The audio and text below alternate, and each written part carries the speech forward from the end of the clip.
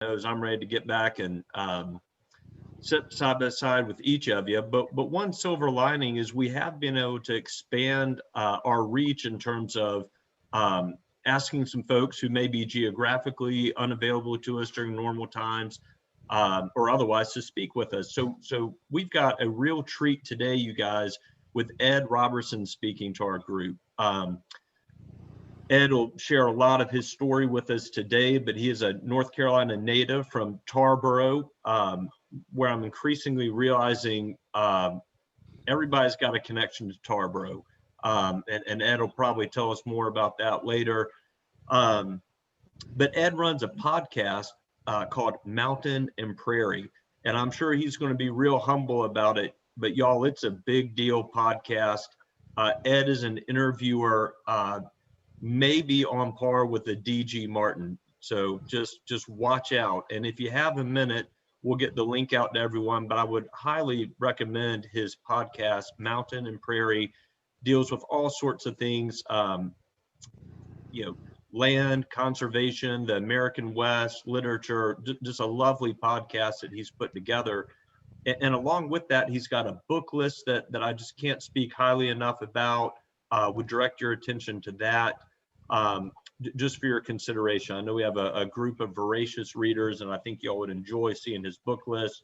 Lots of things with Teddy Roosevelt, history of the American West, and on it goes. Ed also works with the Palmer Land Trust as his kind of 9-to-5 job, and I think we're on here a little bit more about that today. And then maybe the last thing to draw your attention to about Ed, just in case he doesn't get to it during his talk, he puts out a regular publication called Good News from the American West. And in these days where the news headlines are all doom and gloom, it's nice to have some snippets of good news that I think will resonate with all of your Rotarian hearts. So I just couldn't be more excited and more grateful that Ed has agreed to join us. I see that his presence has even brought back the likes of Buzz Stukowski. I guess we had to get a Colorado speaker on the line to get Buzz to dial in. I had to call you out on that, Buzz. But just great to see everybody. So happy to have Ed here with us, and we'll turn it over to him. And Ed, the floor is yours. All right. Thank you all so much for having me. I'm glad to be on a call with some people who know how to talk right and have the right kind of accent. Out here, nobody seems to understand that. Some context on where I'm sitting. This used to be a shed full of lawnmowers and yard stuff. And then when the pandemic hit, I turned it into my office. And so now it's kind of fun. It's almost more fun than the regular house. But I really appreciate y'all having me. I love Chapel Hill. Everybody in my family, except for me, went to Chapel Hill. My wife went there. My wife actually works for the university now. She works at the Morehead Kane Foundation, and so she's kind of head of their West Coast operations, and she's actually on a board call with them right now, so we got beaming into Chapel Hill from 2 different computers. But I appreciate y'all having me, and I thought what I would do is just talk a little bit about my background and how I ended up doing what I'm doing, because grew up in Tarboro, as Nick said, and through a bunch of kind of crazy circumstances, now I'm out here in Colorado, and I'm in the conservation business, and I'm doing a podcast about the American West, and it was never part of a big plan. And so it's, and when I do these talks, and, I've been lucky enough to get asked to speak a lot before, in person, and then on these kind of things. And I always want it to be actionable, and I want you to be able to take away, when we're done, to be able to have some resources to go off and read more about it if you want. I'm a huge reader, and I understand a lot of y'all are. And so if at the end, I'm going to have I made a little document with kind of further reading on some of the topics that I'm going to talk about, but I'm going to go quick, and then just know that I'll share that document with you, and then you can dig as deep as you want, and feel free to reach out to me. But I'm going to, let me share my screen real quick. And I'll, I just put together a little PowerPoint.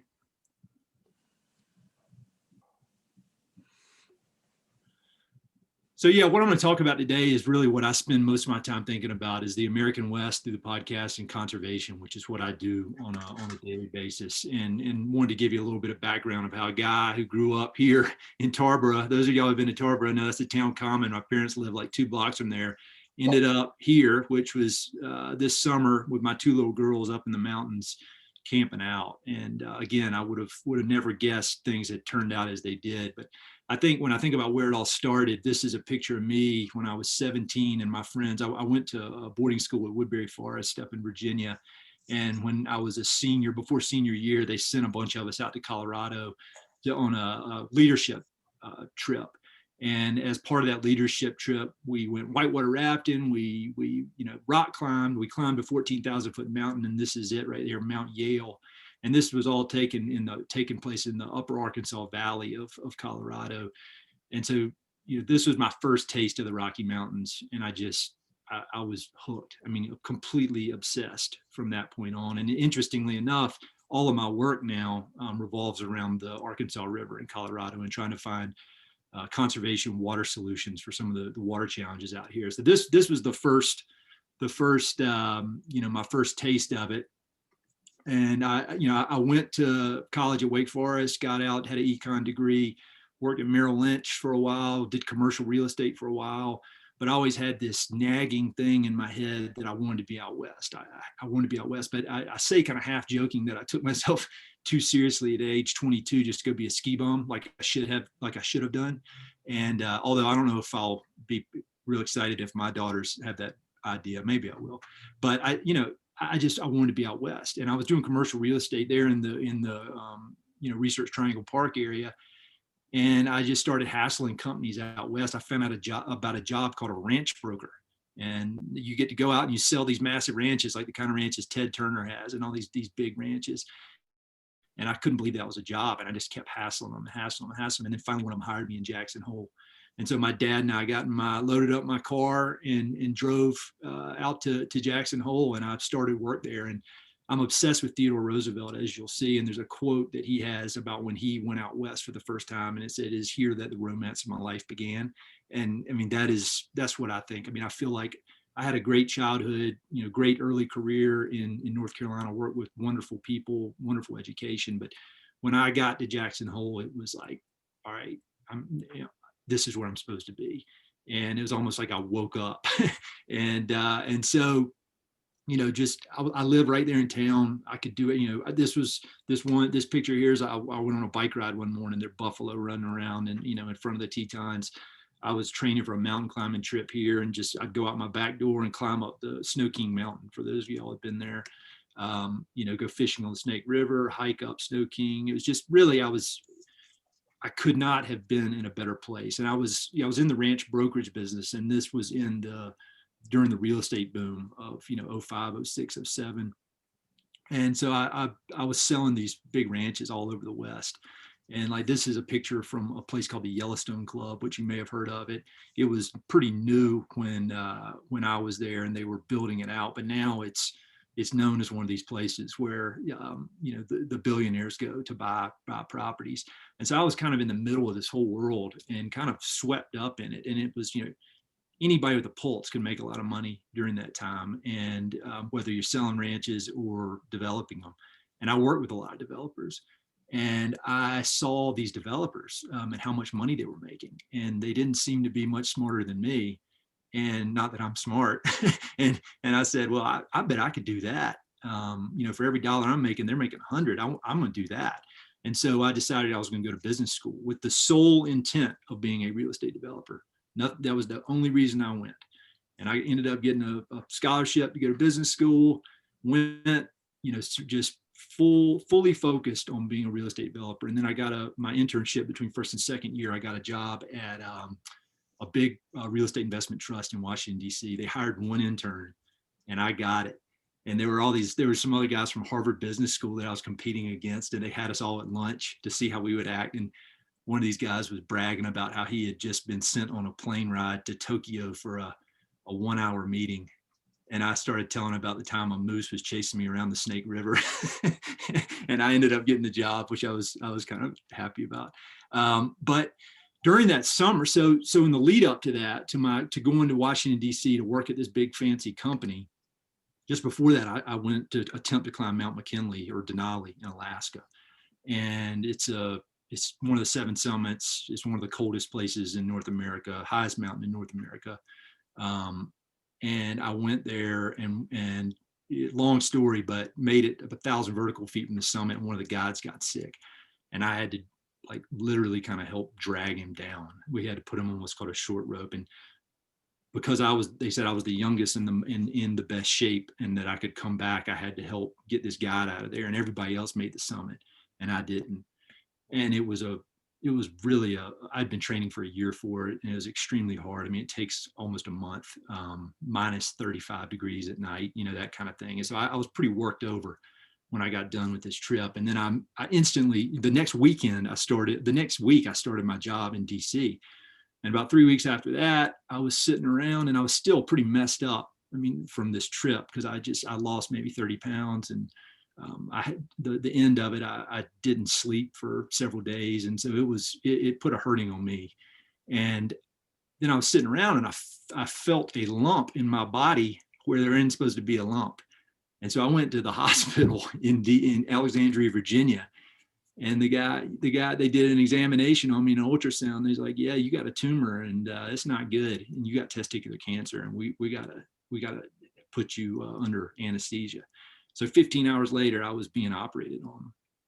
And so it's just this crazy thing. I mean, I'm in Washington, D.C. wearing a suit, and I've been on the glacier in Mount McKinley and seen dead people, and I mean, just insane. And then, like, you got cancer. So they did surgery, and I recovered. And then a week later, the doctor called me, he said, "You're not gonna believe this, but that tumor was benign. And you're lucky." I didn't even know what this thing was. I had to talk to some of my colleagues. It's such a rare thing. So I kind of had this event of being scared, really, really scared, and without having to go through the chemo and the treatment that can come with that kind of thing. And it really got me kind of thinking about what I wanted to do, because I didn't want to be living in Washington, D.C. and I didn't want to. I loved being out west. And then the economy fell apart. And so, because that was 08 when all that happened. And so really I ended up kind of having like a midlife crisis at age 30, trying to figure out what I wanted to do. And my wife and I got married soon after that. And she was a Morehead scholar at Carolina. And she's the brains of the operation around here. And she had worked in international development for most of her career. And she got a job opportunity in Costa Rica. And so we went down there, and, there wasn't much real estate work to be done during that time. And so it was this really great experience. We were in Costa Rica. She was working her dream job. I did a lot of volunteering. I did some consulting on the side via the internet, but I really was just able to kind of think and figure out what I wanted to do. And it wasn't this like great thing. It was kind of a struggle, really, in a lot of ways. But during my time down there, I read this book, The Rise of Theodore Roosevelt, and it's about Theodore Roosevelt from the time he was born until the moment before he assumed the presidency, when McKinley got assassinated. And the book just really shook me up. I'd owned this book for 10 years and hadn't read it. And I read it, and just everything about this guy, other than his ability to manage money, he's not good at that, but everything else was just, it really changed my perspective on things, about how hard you can go, how hard you can work. You got to have purpose-driven work. You got to be honest. You got to be tough. You got to be willing to fight when necessary. And it really kind of put the blinders on me as far as what I wanted to do. So came back from Costa Rica, and I realized I had all these skills in real estate and MBA, and I had expertise, and so I decided I wanted to apply that to the conservation world. And luckily, I got a full scholarship to business school, so I didn't have any debt. So I went back into the ranch brokerage business, but focusing on working with conservation-minded buyers and sellers. And like, this is an example of a property I worked on near Vail. It's about 1,500 acres, beautiful fishing property, and ended up helping Eagle County Open Space buy this place. And so now it's public land. So it's a park, and it was slated to be 113 homes. And so I got to do that. This is the earlier slide. I worked for Crested Butte Mountain Resort, helping them sell some of their properties.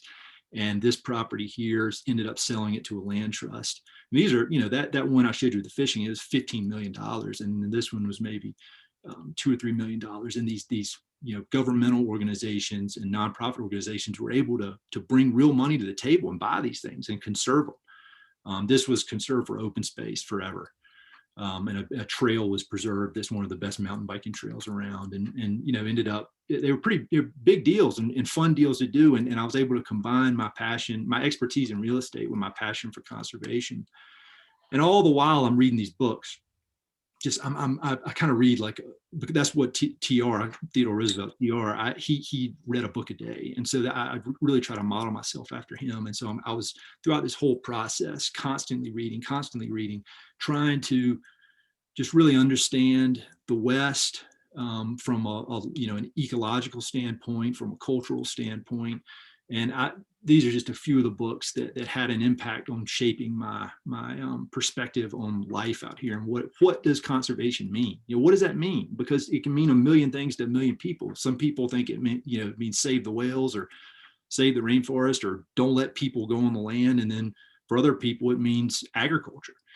And so it was really just this process from the time we moved back to Colorado until now, and it's still going on today, of just, what does all this mean, and how do we balance all this kind of thing? And there are two books on here by David Gessner, who I understand is going to be coming to talk to you all in a few weeks, and he's really a hero of mine. And luckily, because of the podcast, we've gotten to be friends, and you'll learn a lot from him. I credit him with so much of my thinking on all this and my personal evolution. But I found this one quote in all my reading that really dialed it in for me. And it's long, but the main point is the thing you need to focus on here is conservation is a state of harmony between men and land. And this was in the old days. I would say, if I said it, conservation is a state of harmony between people and land. And that is, I feel like that sums up what I think conservation is at this moment. Hopefully my thoughts will continue to evolve, but at this moment in time, with all my experience and all my reading, I feel like conservation is trying to balance the needs of everything. You talk to some people who, like the Nature Conservancy, for example. They're a wonderful organization. They're a great partner of ours. We work together on a lot of projects. Split a lot of money on projects, but they're focused on ecology, and they have a lot of science folks, and they can look at GIS or maps and figure out the ecological values and say yes or no if it's something they're interested in. And then you got groups like the Colorado Cattlemen's Land Trust that I work with. I used to do some consulting work for, and they're focused on keeping working ranches as working ranches. And so there are all these different competing ideas, but kind of where I fall is the intersection of the land and people. And I used to think that, when I moved out here, I used to think conservation was almost like, let's make this place a national park. Let's get all the people out of here, get all the livestock out of here, have a few trails, and keep it natural. But I've evolved on that, because the reality is there are people out there, there are people here, and there are people that have been here forever. So you can start with the Native Americans to now. And, we need food, we need places to live. And so how can we do all this and balance all this in a mindful way? And so I was on the board at this probably was Palmer Land Trust. We just changed the name to Palmer Land Conservancy. I was on the board. They had asked me to be on the board, and I'd been on it for maybe 6 months. And I went on a tour with one of the employees and saw this work they were doing. And I was blown away with it, because it really kind of, it hit that sweet spot of balancing, people and land, and natural resources and land. And so I started talking to the executive director, and I said, do you think y'all would have a spot for a person like me and with my skills? And they said, yeah, we would. And so they basically created a position for me. And so now I manage all of their agricultural conservation work. And it's quite a change. 10 years before that, I was dead set on being a real estate developer, and I'd worked with real estate developers. And then I kind of did this switch. And so I left the real estate world, and now I devote at least 45 hours a week to working with farmers and ranchers to conserve their properties. And so I think I'm doing good on time. Just to give you a quick overview of some of the projects that I'm working on, kind of my main project at Palmer is I'm working, it's called the Bessemer Farmland Conservation Project. And it's crazy because in North Carolina, if anything, it rains too much, with the hurricanes, and Tarboro is flooded multiple times. And out here, the thing is, it's the exact opposite end. There's not enough water. And so in order to grow anything around here, like this area where I work, they get 14 inches of rain a year. So you're not going to grow any crops with 14 inches of rain. And so what you have to do out here is, and some of y'all probably know this, but it was new to me when I moved out here, is you have to divert water out of rivers. And there are all these series of ditches that go everywhere. And then the water comes out of the ditch, and you use that to irrigate the farmland. And so without this irrigation, none of this happens. And there's some of the books that I put in my recommended reading list that I'll share talk about this. And really, the American West is really just this massive plumbing system of pipes going all over the place. Like, for example, where I live in Colorado Springs, 70% of our water comes from the other side of the Continental Divide. It's being pumped underneath the mountain comes from the Colorado River, which got, the Grand Canyon River. They're pumping it underneath the mountains into Colorado Springs because there's not enough water here. And that's how the whole thing works. And it works like that way with agriculture. And so one of the problems with this irrigated farmland like this is that if you dry it up, if you take the water off of the land, which they have to do, if a city needs to expand, there's X amount of water out here. And so if a city needs to expand, it needs water to expand. And so you have to go and buy it from a farmer and then move it to the city. And the problem is when you start doing that, you start drying up formerly irrigated farmland, it creates basically like a dust bowl situation. And that's the environmental side. And then it also has all these economic impacts, starting with, these vibrant agricultural communities lose their farmland, and then all of a sudden they wither up and die. And it looks like, if you put this thing in black and white, it would look like something from the Dust Bowl from the 1930s. And this was taken just a few years ago out where I work. So this threat is real. And this is the area where I work, and you can see, it is dry. I mean, it's almost like a desert for the most part, but this area here that I'm circling, that is all irrigated by water out of the Arkansas River. And so it's this really vibrant, great farming community where they grow, melons, peppers, the types of food that you can take straight from the field and put on your table. And they also grow some forage crops, but there's a threat that that at least a third of this is going to be dried up. And which will have economic benefits. It'll ruin the community. It'll have environmental benefits. Nobody wins other than some municipalities or real estate developers if this thing dries up. And so this is a cool picture that kind of gives you an idea of what we're talking about. You can see here these green fields, and none of that would be there without irrigation. It would all look like this open shortgrass prairie. And so what we're trying to do is we're trying to figure out a way to conserve these spots that are green here, because one thing I failed to say earlier is that in the West, water is a separate property right from the land. Every drop of water in this state is owned by somebody. And so like if you're a farmer and you're irrigating your ground, you got to own the farm and you got to own the water. And so what some of these farmers did, it's not they needed to do what they need to do for their financial situation. They sold their water to a municipality, and so there's this threat that these parcels here that are in black are in the next 10 years going to be dried up. And so what we're proposing is, we're not saying the municipality doesn't get their water that they paid $60 million for. We want them to have their water, but what we're saying is, if you're going to start drying stuff up, let's dry up the least productive farmland, which is this farmland in red, like along these river bottoms. And and let's keep the best farmland in this dark green, let's keep that in production forever. And that way the city wins because they get their water, they get their return on their $60 million investment, they can expand the city, but farming remains a cornerstone of this community. And so it's really complicated stuff. I mean, it's, we're in water court. They've got a whole court out here about nothing but water rights, which is crazy. And those water rights attorneys make a lot of money doing this because it's so complicated, but it's super exciting. And, that's what I do. That's what I do daily. And then through my podcast that Nick mentioned, I talk to a lot of people that do different versions of this. And this really is really interesting because they're able to they're able to do conservation, do things that are right for the community, but they're able to do it and make money. And I feel like, when I think about how do we scale conservation, it's got to be scalable because it's got to be financially beneficial to people. Because these farmers and ranchers, I mean, they're on razor thin margins on the best day. And so they may want to do something out of the goodness of their heart, but they can't because it doesn't financially make sense. And so these people like this guy here, I mean, a unbelievably smart guy and one of the most thoughtful guys I've ever met. He looks like a real kind of tough guy here, but he's just a real nice guy. His name's Duke Phillips, and this is his son, Little Duke. They call him Little Duke, and he's like 6'5".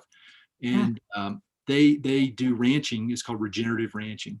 And they figured out a way to graze their livestock in a way that increases biodiversity, makes the grasslands healthier, and they make more money doing it. And this guy here, Jim Howell, who wrote one of the books that's been the most influential to me, he wrote, it's called For the Love of Land. He's figured out the same way. He goes to these private equity billionaires, gets them to buy 100,000 acre ranches. And I've worked with him on some of these. And he, degraded ranches, been grazed too much, not in good shape. And he uses this grazing technique he has and brings back, is able to increase the carrying capacity with the cows, make more money, and increase biodiversity on the property and bring these degraded grasslands back. And then the better grasslands sequester carbon. So I'm always skeptical of people who say win-win, but it really is win-win. And so all these people have been on my podcast, and I've had talked with them for hours. And so feel free. This woman up here in the top corner, Christine Sue, she's a Silicon Valley entrepreneur, went to Stanford Business School and started this app that helps people figure out how to graze their property in a way like Duke and Jim, so that they can increase the money and do better for the environment. And so these people, they're all influencing me, and it's just been a dream come true to get to talk to them. And then, that's just the agriculture side of things and the conservation. And I have all these other people, like all the books I've read now, I get to know the authors. Like there's me and Hampton Sides, who I would argue is one of the greatest narrative historians alive. And he wrote one of the most influential books I've read called Blood and Thunder that really got me into the history of the West. And he and I did an interview at the Aspen Institute. They called me, said they wanted me to interview Hampton Sides, and I thought it was a friend of mine playing a joke on me, but in front of 500 smart people. And now he's a friend. And then David Gessner, this guy's Mike Phillips. He's Ted Turner's right-hand man for all of his endangered species work.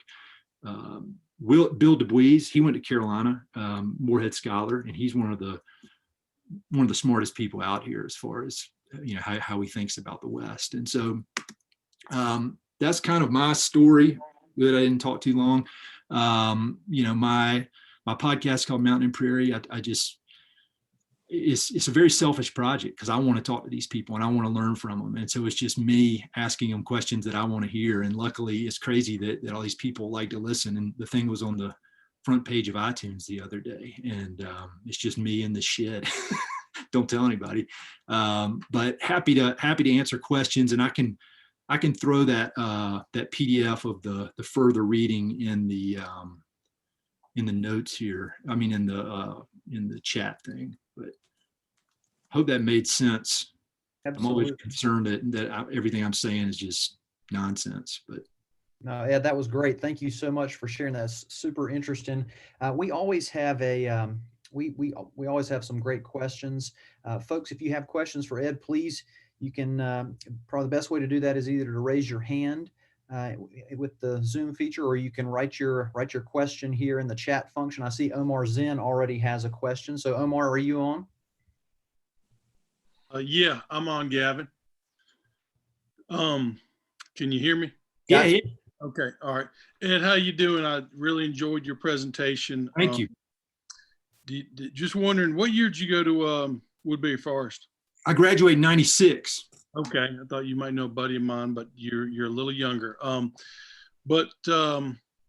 So interestingly enough, I went to school in Boulder. I'm from Chapel Hill. Yeah. I'm a CU grad. I love Colorado. know it well. You spend a lot of time down in Springs because my buddy Ross Burns went to Colorado College, so we used to Oh hook yeah, up. I live 2 blocks from Colorado College. Awesome. And so, and it just so happens that I'm a builder and I'm a developer. Uh-huh. And no disrespect taken from anything you said. I agree with everything that you're saying. And I develop a lot in Chapel Hill and Carborough. And Carborough, we're required to preserve 40% open space on anything. Oh wow. So it's a significant amount of open space that we preserve here. But I guess my question is this. I mean, you can look at the whole picture, you know what I'm saying, and say, well, we got 8 billion people on this planet. Mm-hmm. We're meat eating people, most of us, and I like what, these people are doing and who you're talking with about, more efficient grazing techniques, getting more out of your land, conserving more land. But just in terms of your own perspective, I mean, do you think that 8 billion people is too much for this planet to really sustain? And what do you think about short term and long term? What's your short term and long term perspective in terms of the direction that we're headed in terms of carbon consumption, in terms of overpopulation, everything that's going into? A hell of a question, Omar. Well, this man is a knowledgeable individual, and so I want to hear your own perspective. I mean, I've got my thoughts, but I'm interested to hear what you think. I mean, in terms of everything that's happening to the world. No, I hear you, and I think there are too many people on the planet, but it's almost like you could argue that where I'm working with all these farmers that, well, there shouldn't be farms there. And I've heard some of these, really kind of stringent environmentalists say that. And my thought is, well, there are farms there, and there are people that their whole livelihood depends on that. And we need food. And, all these farmers I work with, they're traditional farmers. They're out there with their tractors and they're spraying, and because they need to grow food at scale for the world. And so I think, I see a lot of, on my side of things, people kind of almost like eating their own, because I lived in Boulder for 8 years, and there's so much of this, no pesticides, no GMOs, and just this, I'm drawing a line in the sand. No, we don't like GMOs. But, I'm of the mindset that there is no right and wrong. There's an answer somewhere in the middle, and it's gray. And like, for example, you can have genetically modified crops that way that don't require spraying pesticides all over them. So that's kind of good in a way. And so I think, I'm of the mindset, and that one of the reasons I started this podcast is because there is so much overlap in what people are thinking, whether it's, a mindful real estate developer and somebody that works at the Nature Conservancy. They have a lot more in common than they do different. I mean, and that's what I learned, through my experience before I started the podcast, was I'm dealing with ranchers. I'm dealing with conservation people. I was dealing with professional athletes because I do a lot of, long distance running. And I realized they have so much in common. And so that's what I wanted to highlight through the podcast, is like these commonalities that everybody shares. And so, I admire Bill Gates for a lot of reasons, and I think the way that he's going about his philanthropy, especially in the agricultural world, is I kind of follow him and follow what he's doing. And a lot of these people that I deal with, like in the regenerative world, they don't like that he's doing GMOs and that kind of thing. But it's like you said, there are 8 billion people, or they're going to be, and we got to feed them. And we can't do that. We just can't do that at scale through organic farms. I think there's a place for organic farms. There's a place for regenerative agriculture, and that helps with the carbon sequestration. But it's just unbelievably complicated. And I think nobody's going to get anywhere by drawing a line in the sand. Does that answer your question? No, I mean, I was just interested to hear your perspective. It's a big topic. I realized I had to throw it out there, but I just was interested to hear kind of what your own thoughts are. So thank you. Yeah, I appreciate it. And I just think it all comes back to being open-minded and trying to find common ground. Because everybody's everybody's trying hard, what they're doing, and there are very few truly bad people out there. I mean, everybody's doing what they need to do and what they think is best for themselves and their families. And I've just learned that it doesn't make sense to criticize people, because everybody's got a reason for what they're doing. Even if I don't agree with it, that who says I'm right? Yeah. Ron Link has a question. Yeah, Ed, I enjoy reading books on the outdoors, and thank you for the PDF. If you had to pick your 2 or 3 favorite books about the outdoors, either things you do specifically or about, things in general, who are your favorite? What are your favorite books or favorite authors? Yeah, well, I'd say, as I mentioned, it's not really about the outdoors, but kind of is that book by Edmund Morris, The Rise of Theodore Roosevelt. It won the Pulitzer Prize. Really a life-changing book for me, just about how much can be done with focus and with a positive attitude. I'd say, as far as outdoors, and one of the books that really influenced me kind of as a surprise was I read a book called Born to Run by Christopher McDougall. It was about these people down in Mexico who could just run for days at the time and barefooted. And it kind of started, it's credited with starting a lot of the interest in ultra marathons. But I read that and I couldn't believe it, because when I was in high school, running was punishment. and I read that and it really kind of flipped a switch in my head. And I'd never run, the farthest I'd ever run was 18 miles. And I signed up for a 50-mile ultra marathon and did it. And then I signed up for a 100-mile and I did it. And I credit that with the book. I mean, the 100-mile ultra marathon took I ran for 34 hours. So it's hiking. It had 21,000 feet of vertical gain on it. So 103 miles, 21,000 feet of vertical. So you're going up and over mountains. And so it's more like slow running and fast hiking. But I went 34 hours without, I'd eat some food every now and then, but who would have ever guessed that a human could do that? I wouldn't, but you can. I mean, if I can do it, anybody can do it. And so I'd say that there's a book I read. I love climbing books. Like I've just heard an interview with John Krakauer the other day on a podcast, and I think his books are amazing. Into the Wild is great. His book about the Everest disaster is great, and those books got my wheels turning about some of my climbing trips. Man, I love them all. There's a great book called Theodore Roosevelt in the Badlands, and it's just about Theodore Roosevelt's time in his Dakota ranch. And it's interesting because he is played up as this guy who just hit one home run after another. But if you dig into it, his time in South Dakota could be classified as a failure. I mean, he lost a massive chunk of his inheritance by poorly investing in cattle. And so I don't know. I could go on and on. I love it all. Buzz Stokowski has a question. Buzz, you on the call? Yeah, thank you. I have more of a comment than a question, and I want to thank you for all your work, because I'm probably more of a beneficiary than anyone else here. After 20 years of Chapel Hill, I split my time between there and Evergreen, Colorado, which is up the road from you, and having a beautiful view of Mount Evans and the Continental Divide. So I really appreciate the work you do. And when you're here, you see the all the issues of the water and how the land's taken care of. And I admire your balanced and practical view, and because it's probably the only way we'll be able to address Omar's question on the 8 billion people in the world.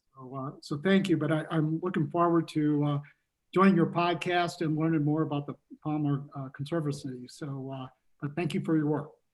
No, I appreciate your interest. Thank you. Bill Bolin has a question.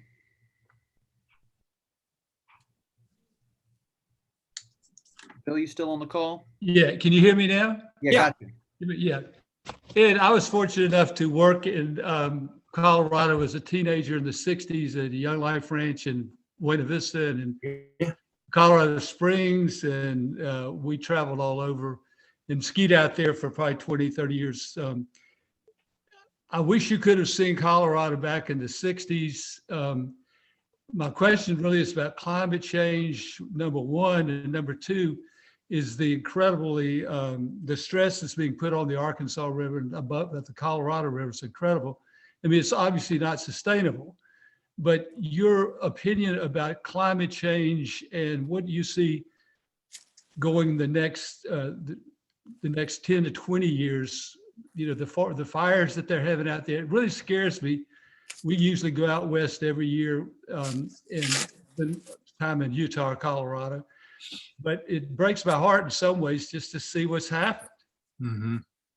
So No, there's no easy answer, and it's going to take a ton of really, really smart people to figure it out. And in my mind, it all boils down to water. I mean, there's literally not enough water as it is now. And you know, when they divvied up the water and they came up with the system of appropriations of water back in, you know, almost 100 years ago, I think that was during a historically wet period. And so when they divvied it all up, you know, they divvied up the most that there'd ever been. And so since that point, there's never really been that much water. So the water's over allocated. So there are people that own water. They own shares of water. They have a deed, yet there's no actual liquid that they can put their hands on. And so, you know, what it's going to take, you know, at least the things that I'm working on that I can have a little bit of input on, or we got to come up with more efficient technologies for agriculture. And I personally know some people that are working on that. Some of the smartest people I've met, these high-end PhD scientists that are out there trying to figure out ways to, you know, if it took a gallon of water to water X amount of land, they're trying to figure out how can we do that with, you know, how can we spread that gallon out over 10x of that land. And so it's everything comes down to the water, and we got to be more efficient with it.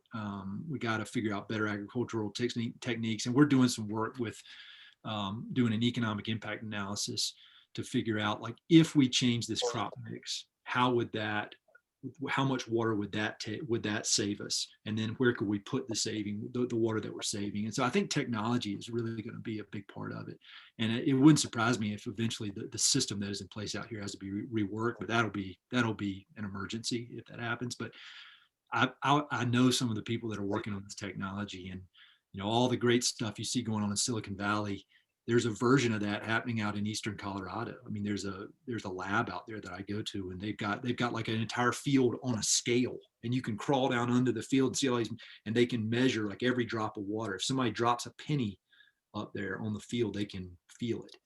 And so it's inspiring to see, but I mean, there's no way around it. I wish there could be some kind of happy message like, oh, it'll all work out, but it's going to take a lot. It's going to take a lot of smart people, and there's going to need to be a profit incentive. There's got to be a way for people to make money to do this at scale. Well, we want to be respectful of your time, Ed. We'll take one last question, and then we're going to wrap it up. Jeff Mallett has a question. Jeff, are you on the call still? Yes, I am. Enjoyed it very much. Every time I've been out there, Colorado, I had a chance to buy some property in Telluride, but that didn't work out well. But my question is the Escalante. Are you familiar with what's going on out there in Utah? Yeah, at a high level, like Bears Ears and that kind of thing. Well, politically, it's been going back and forth. The natives want to develop it. Obama expanded it, so it eliminated their ability to develop minerals and stuff. And now Trump rescinded that. And I just, what is the perspective with the Indians versus industry and the land that they have? It's interesting, and I'll tell you that teased it up well for David Gessner. He wrote this book, and a big portion of this book is about that very subject. Monument Valley. And it's a really good book. And so he can speak to that 100 times better than I can. And I know when I'm real quick to say I don't know and not get over my skis on some of this stuff. But I think that's a perfect primer and a perfect question to ask David Gessner. And this book is really good. And he's got a third of the book is about that area and about the natives and kind of, he calls it a confluence of ideas, what they're trying to do down there. So I'll pass that over to Professor Gessner. Thank you. Yep. Great place to live, though. Yeah, I love it. Ed, thank you so much for sharing your time with us. That was really awesome, a very interesting presentation, and we're grateful for the work that you're doing. And we appreciate you sharing your time with us today. Yeah, well, thank you all for having me. I really appreciate it. Thank you so much. Well, folks, have a great weekend. Be safe. We'll look forward to seeing everyone next week.